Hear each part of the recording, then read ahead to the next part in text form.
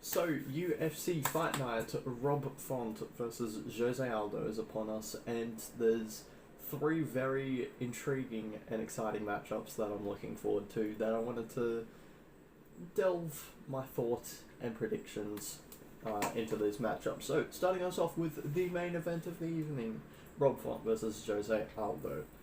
This fight, I'm sure, will have big title implications. I mean, especially for Rob Font, if he wins this fight, it's hard to deny him a title shot afterwards. If he beat Jose Aldo, I mean, he definitely should be fighting for the belt afterwards. But that's a big if he beats him. And in my opinion, I think that big if will be a yes. I don't know. I tried to make something there. I think Rob Font will win this fight by decision. I think the keys to victory for Rob Font is to fight his fight, because he's got some underrated and outstanding boxing work. His hands are beautiful, and that's his primary way of attacking, his primary offense. Although, yes, he can kick, yes, he can wrestle, yes, he can grapple.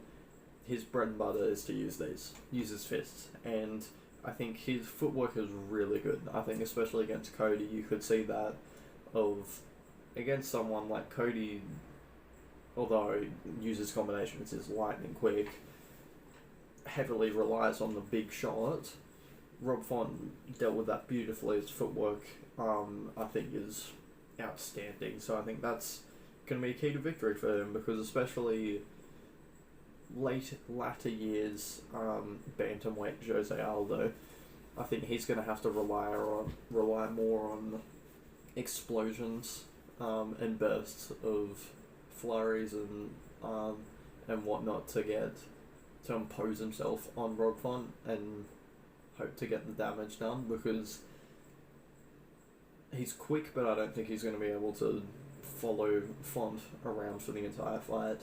So he's going to either A, have to chop down the legs, or B, just wait for his moment and pounce on it. And for whatever reason, he doesn't like leg kicks anymore.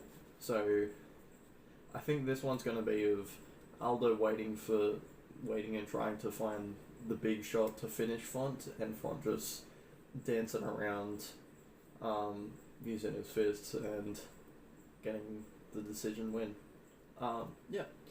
Next fight we have in the co-main event, we have got Brad Riddell versus Fiziev, and this one, I think, of all the matchups that I care about of the top three,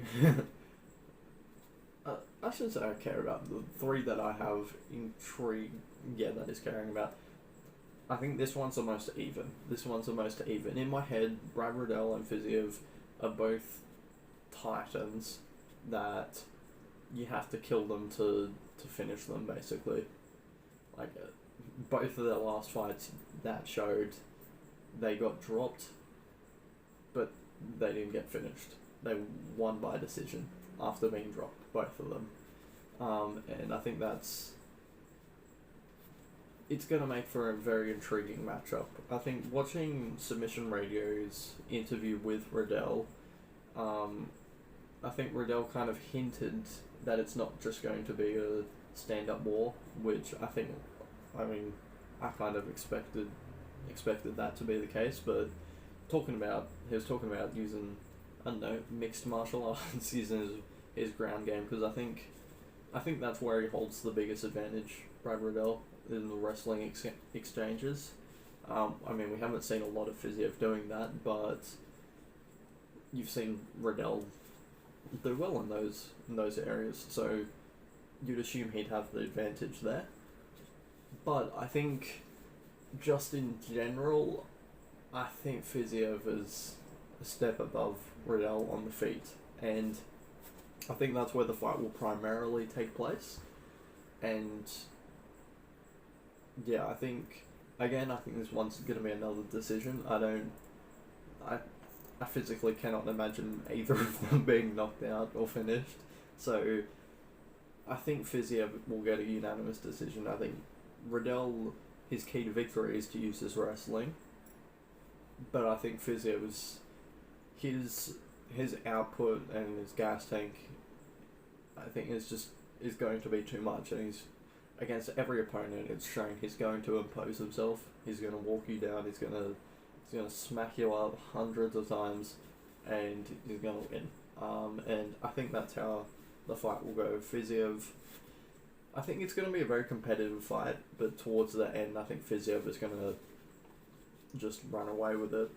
Personally, I think that's what's going to happen. And the final fight that I'm intrigued about is Jimmy Crute versus Jamal Hill.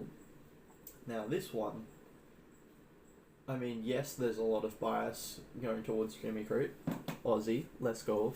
But I do think Jimmy Crute will win by knockout. By knockouts, round two, I think.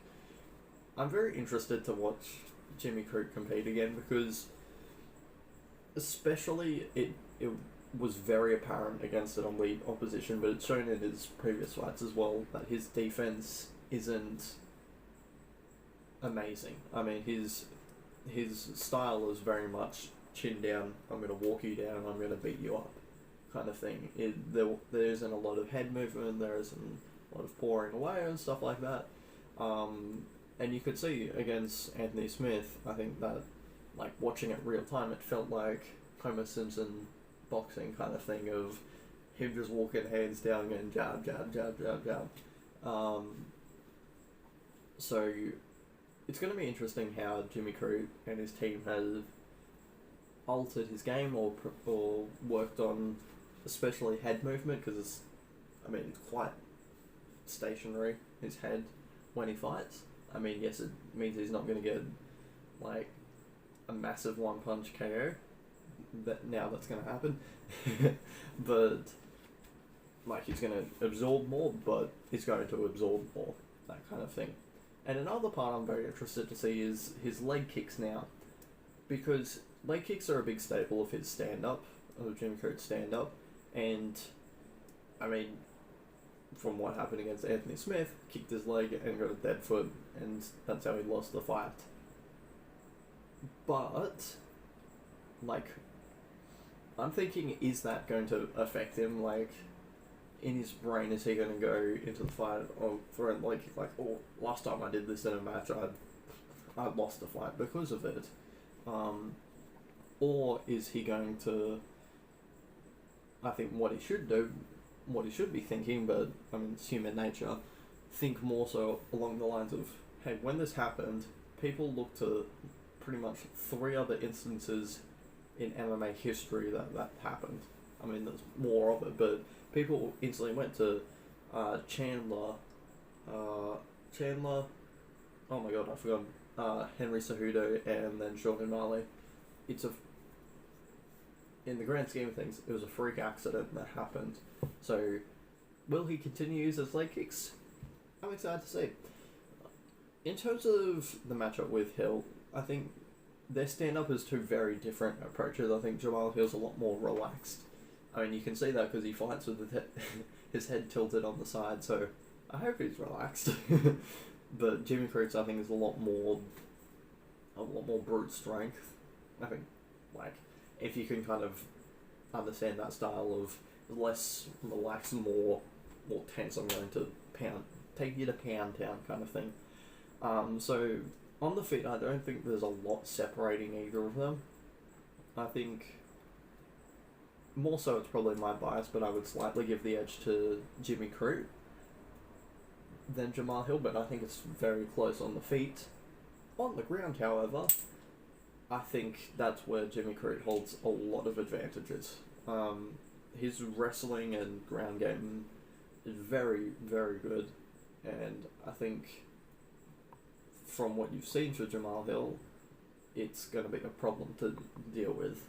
Now, in saying that, MMA math works in mysterious ways, so if Jamal Hill submitted Jimmy Crute, I mean, it wouldn't be that I honestly wouldn't be that surprised because you've got Jimmy Crute submitted Paul Craig submitted Jamal Hill, and Jamal Hill submits Jimmy Crute.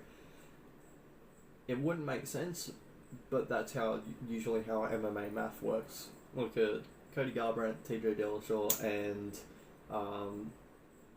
Dominic Cruz. MMA math does not make sense. So,